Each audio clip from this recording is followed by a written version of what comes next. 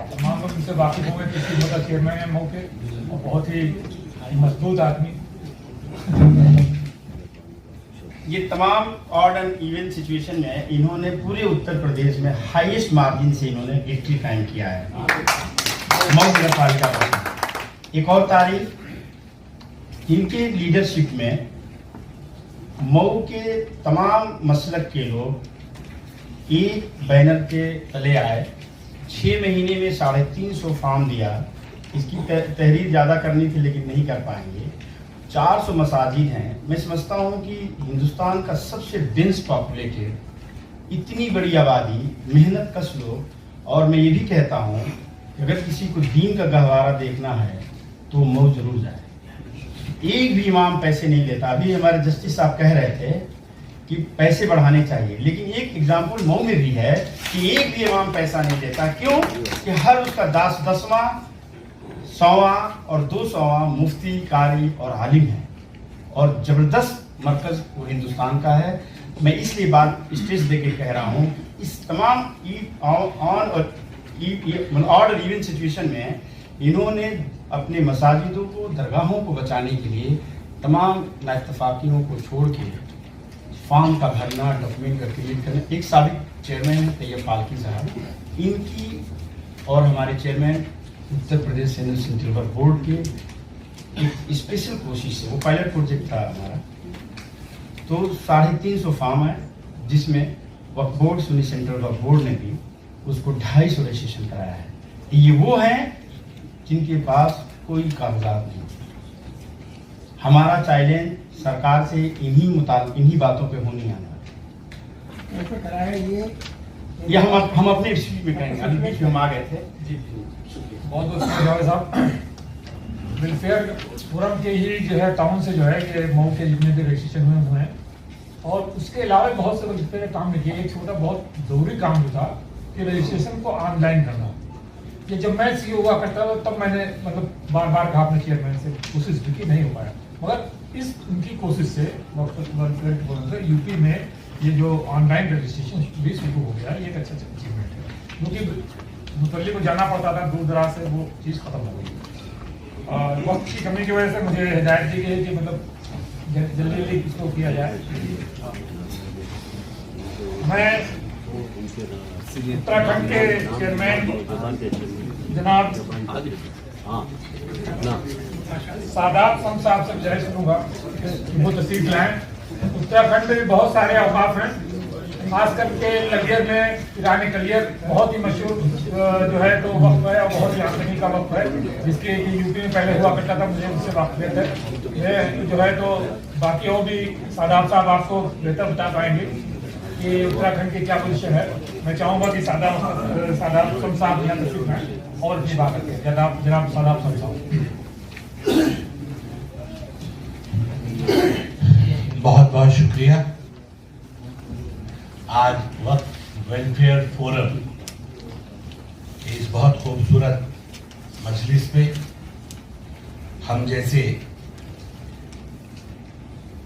Scholars को भी शायद सीखने का मौका मिला। हम तो इसी नियत से आए थे कि शायद यहाँ इतनी बड़ी बड़ी हस्तियाँ आ रही हैं, उनसे कुछ सीखने का मौका मिले। जावेद साहब ने ये मौका दिया, इसके लिए दिल की गहराइयों से आपका शुक्रिया। आज यहाँ बहुत मुबारक मौके पर मौजूद चीफ जस्टिस अरशद साहब जो हमारे चेयरमैन हैं नगर पालिका मऊ के, हमारे बीच में बैठे हुए पूर्व IRS जब्बार साहब, अब्दुल जब्बार साहब, जिनको बहुत ईमानदारी से हमने सुना, नूर अहमद IAS, डॉक्टर सैयद जफर महमूद साहब, जिनकी बहुत गहराई से जब वो बोल रहे थे, मैं पहले भी एक बार आपसे मिल चुका हूँ और आपका काम काबिल तारीफ है। मेरा आपके ऑफिस पे भी जाना हुआ।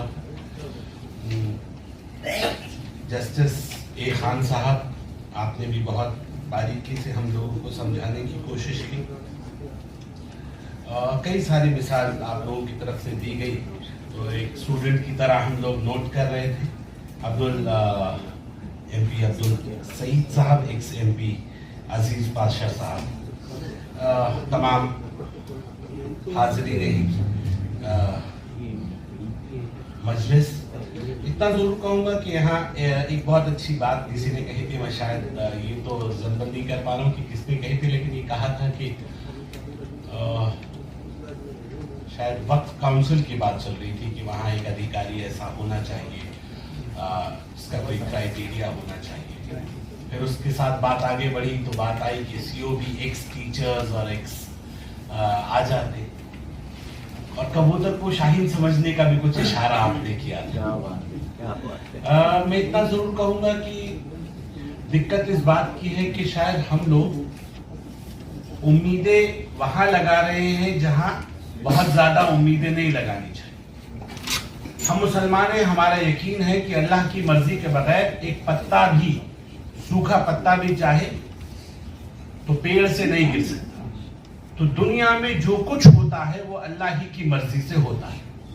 हमारे यकीन शायद बार बार कमजोर हो जाते हैं जब हमें बताया जाता है कि फला की सरकारें आ गई, इसलिए सरकारें हमारी दुश्मन है। हमारा दुश्मन कोई नहीं है, हमारे दुश्मन हम खुद हैं। इस कौम के दुश्मन हम खुद हैं। मेरे यहाँ एक जीता जागता एग्जाम्पल है कि जिन्होंने कहा ईरान कलिया शरीफ साबिर पाक का आस्थाना वहां है, मेरे यहाँ सज्जादे हैं, उन सज्जादों के बड़ों ने कहा हमारे बदन के कपड़े भी साबिर पाक की इस दरगाह की अमानत है, हम खादिम हैं।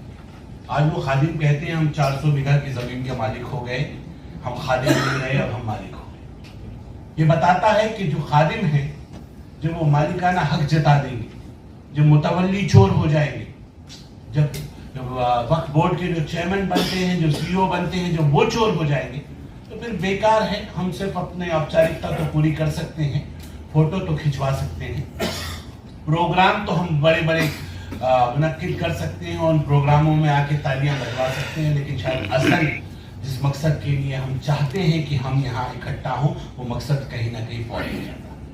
बहुत ईमानदारी के साथ इस बात को कह रहा हूं कि मैंने मुफ्ती मरहूम मुफ्ती इसरार साहब जो कि पाकिस्तान से थे, मैंने उन्होंने कहा, हम लोग शायद ज्यादातर लोग, मैं बीजेपी से ताल्लुक रखता हूं तो इस बात को कहते हुए मुझे कोई गुरेज नहीं है, उन्होंने कहा कि जो मुसलमान हैं बड़ी बड़ी बातें तो करते हैं लेकिन एक जमात बनी, हिंदुओं की एक जमात बनी जिसका नाम आरएसएस है, और उस जमात ने ये तय किया कि हम अपनी कुर्बानियां देंगे, पूरी जिंदगी वक्फ करेंगे और कौम की खिदमत के लिए पर्दे के पीछे रह के काम करेंगे। हमारे यहाँ जरा सी कोई तंजीम बन जाए तो सबसे पहले फ्रंट एलिवेशन पे आना होता है। हम जरा सा काम कोई शुरू करते हैं सबसे पहले मैं चौधरी मैं, ये जो मैं है ये मैं मरवा रही। दिक्कत इस बात की कि कोई भी नींव का पत्थर बनने के लिए तैयार नहीं है, सबको फ्रंट एलिवेशन की टाइल बनना है कि सबसे पहले मुझे देखो, मैं ऐसा करूं। जब तक इस कौम में आरएसएस जैसी खूबियां नहीं आएंगी कि हम अपने आप को अपनी कौम के लिए मिटाने की कसम न खा ले, कि हम ईमानदारी के साथ आए, तो जो भी कुछ लगा है, जितनी, मैं माफी के साथ कह रहा हूं अभी तक क्योंकि जावेद भाई कोशिश कर रहे हैं, लेकिन जितने देखे सब के सब कहीं ना कहीं अपने वफात, अपने लालच से लगे। अपने लालच को छोड़ देंगे जिस दिन हम, और ये पक्का नियत कर लेंगे कि नहीं, हम बुनियाद का पत्थर बनेंगे, हमें फ्रंट एलिवेशन की टाइल नहीं बनना है, हम बैठेंगे नहीं फ्रंट डेस्क पे। मैंने भारतीय जनता पार्टी के अंदर जो संगठन महामंत्री आते हैं वो फ्रंट चेयर पे नहीं बैठते, पीछे जाके खड़े होते, झुक के बैठते।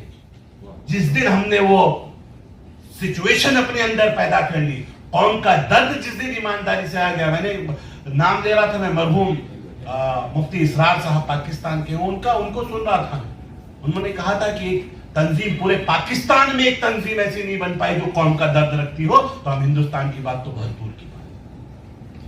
मेरा मकसद सिर्फ इतना है कि पाकिस्तान से हमारा कोई लेना देना नहीं, लेकिन हम अपने मुल्क के बारे में अगर वाकई हम सिंसियर हैं तो ये तय करें कि हमारे अंदर भी बहुत ईमानदारी के साथ राष्ट्रवादी लोग ऐसे पैदा हो जो कौम का दर्द रखे और अपनी कौम की लड़ाई को ईमानदारी से लड़ने की बात है। ये बार बार दूसरों को कोसना, मोदी ये कर रहे हैं, योगी ये कर रहे हैं, आरएसएस ये कर रहा है, ये नहीं चलेगा। हम अपनी इस्लाह कर लें, अपने अंदर अपने आप को सुधार लें, क्योंकि मेरा अल्लाह, हमने आधी वो हदीस सुनते हैं, आधी हदीस बोलते हैं कि एक जालिम बादशाह आप पे मुसल्लत हो जाएगा। वो मुसल्लत हो गया, लेकिन जालिम बादशाह मुसल्लत तब होगा जब आपके अमाल खराब हो जाएंगे। पहले हिस्से को दुरुस्त कर लीजिए, दूसरा अपने आप। बहुत इंपॉर्टेंट बातें यहाँ हुई। मैं तो सीखने आया हूँ और मैं उम्मीद करता हूँ कि मेरे यहाँ वक्फ बोर्ड एक छोटे से हिंदुस्तान की तरह है। हमारे यहाँ प्रॉपर्टीज भी है और हम लोग चाहते हैं कि वहाँ की प्रॉपर्टीज डेवलप की जाए। उन प्रॉपर्टीज से हम अच्छी रेवेन्यू जनरेट कर सके, मुसलमानों के लिए अच्छे एजुकेशन सेंटर्स बना सके, अच्छे हॉस्पिटल्स बना सके। बहुत अच्छे, जावेद भाई से भी मेरा डिस्कशन हुआ था, आप लोगों से भी मेरी दरखास्त है उत्तराखंड को लेके अगर आपके पास कुछ अच्छे प्रपोजल्स हो तो उत्तराखंड में हमारे पास लैंड्स हैं। वो बात मेरी थोड़ी सी अधूरी रह गई, शाहीन और कबूतर वाला जो स्टेटमेंट था, वो शाहीन और कबूतर वाले में मैं इतना जरूर कहूंगा कि हम भी मुसलमान हैं, हमें भी अपना समझे। कई बार हालात ये हो जाते हैं कि लोग ये समझने लगते हैं हमारे कि मैं तो मुसलमान हूं लेकिन सामने वाला ये भारतीय जनता पार्टी से ताल्लुक रखता है, ये बीजेपी की सरकार में फला बनाए, ये पता नहीं सच्चा मुसलमान है भी कि नहीं है। हम अपने आप को सर्टिफिकेट देने लग जाते हैं और दूसरों के सर्टिफिकेट भी हम बांट देते हैं। ऐसा कोई मुसलमान नहीं होगा जिसे अपनी कौम का दर्द नहीं होगा। हमारे लोगों ने यकीन करना छोड़ दिया। जब आप यकीन करना छोड़ जाते हैं तो आपकी बीवी भी आपकी नहीं रहे, आपकी बेटी भी आपकी नहीं रहे। यकीन कीजिए, ये सब आपके हैं, सब आपके हैं, सब अपनी कौम का दर्द आपके बराबर रखते हैं। लेकिन दिक्कत ये, रास्ता अलग हो सकता है, हमारी सोच अलग हो सकती है, हमारा विजन अलग हो सकता है। उस विजन के साथ अपने आप को मिलाएं। हालात इस कौम के ये हैं कि जो पढ़े लिखे लोग हैं वो मौलानाओं पे शक कर रहे हैं, मौलाना नेताओं पे शक कर रहे हैं और इन सब के ऊपर आवाम शक कर रही है। हमारे सब के हालात खराब हैं। हम सबको मुत्तहिद होके किसी ना किसी फोरम पे बैठने की जरूरत है। अपने अखलाक को, नबी करीम सल्लल्लाहु अलैहि वसल्लम के हुस्न अखलाक को अपने अंदर पैदा करने की जरूरत है। दुनिया आपसे नफरत करे, आपका किरदार जिस दिन मेरे नबी वाला हो जाएगा, किसी की हिम्मत नहीं होगी कि नफरत करने वाले आपसे नफरत कर सके। हम नफरत के बदले मोहब्बत बांटेंगे। आज अगर नफरत कोई हमसे कर रहा है तो हमारा फेलियर है। जो ईमान वाला है उससे कोई नफरत कर ही नहीं सकता। मेरे नबी का इस्लाम ऐसा है, उससे कोई नफरत कर ही नहीं सकता। लेकिन आज इस्लाम का किरदार बदला है। मैंने कई बुजुर्गों से सुना कि एक शेर था, रोशनी में रहने वाले दियों को क्यों बुझाएंगे, जो अपने मुर्दों को नहीं जलाते वो जिंदों को क्या जलाएंगे। हम तो सॉफ्ट हार्टेड मजहब है। हमारे यहाँ किसी को जलाने की, अपने मुर्दे को जलाते हुए मुसलमान डरता है। लोग कह रहे हैं कि कोई बम बांध के फट जाए, वो कह रहा है कि अल्लाह के लिए कुर्बानी दे दी। ये जिहाद कर रहा है, ये जिहाद नहीं है, जहालत है। और मैं, आप लोग बहुत जिम्मेदार लोग हैं, आज कौम को सही दिशा दिखाने की जरूरत है। हम लोग बहुत ईमानदारी के साथ, आप जैसे इतने काबिल लोग यहाँ आज मौजूद हैं, मुझे लगता है कि आप जैसे लोग इतनी बड़ी जमात में, इतनी बड़ी तादाद में यहाँ मौजूद हैं, अगर आप हमारी रहनुमाई ईमानदारी से आगे कर लेंगे तो शायद मैं ये मानता हूं इस कौम को आगे बढ़ने से कोई रोक नहीं सकता। हमने बहुत डर लिया, हम खुदा से डरने वाले दुनिया से डरने लगे, अपने आप में सवाल खड़ा हो रहा है। हम बहुत डर गए, हमें डरने की जरूरत नहीं है। हम अपनी ईमानदार कोशिश करते रहे। जब एक दोहा था, धीरे धीरे रे मना धीरे सब कुछ होए, माली सींचे 100 घड़ा ऋतु आए फल। हमारे करने से कुछ नहीं होगा। जिस दिन ऋतु आ जाएगी फल अपने आप हो जाएंगे, जंगल में भी फल पैदा हो जाएंगे। उस ऋतु का इंतजार करिए और धीरे धीरे आगे चलते रहिए। और इंशाल्लाह मुझे उम्मीद है साफ नियत के साथ हम लोग आगे बढ़ेंगे तो वो दिन दूर नहीं है। जो नफरत करने वाले हैं वो लोग हमसे मोहब्बत करेंगे। और मैं ये मानता हूं कि एक ईमानदार कोशिश यहाँ से इस फोरम के माध्यम से की जा रही है। उस फोरम के माध्यम से भी हम लोग आगे बढ़ेंगे। बहुत सारे यहाँ स्कीम्स चलाई जा रही हैं, बहुत सारी चीजें की जा रही हैं। अब मैंने तो इतना ही कहा था कि जब वक्त थोड़ा सा तंग हो तो एक चलते हुए लखनऊ हम घूम रहे थे तो एक शेर बन गया अचानक। वैसे तो मैं ज्यादा जानता नहीं हूँ कि हमसे अपने हुए हैं दूर, चलो यूं कर लें, आओ इस कौम के बच्चों को पढ़ाया जाए। ये जहालत है कहीं ना कहीं, जिससे हम पिछड़े हैं, जिससे हम कहीं ना कहीं आज कहीं अटके पड़े हैं। मुझे लगता है कि अगर हम थोड़ी सी अपने बच्चों की एजुकेशन पे ध्यान दे दें, इस वक्त को हम एजुकेशन पे लगा दें, तो मुझे लगता है कि हमारे लिए आने वाला वक्त बहुत बेहतर होगा। आप सब लोगों ने मुझ नाचीज को सुना, उसके लिए आपका बहुत बहुत शुक्रिया। इसी के साथ विदा चाहूंगा। खुदा हाफिज़। खता कोई गलत बात, गलत अल्फाज निकल गए उसके लिए माफ।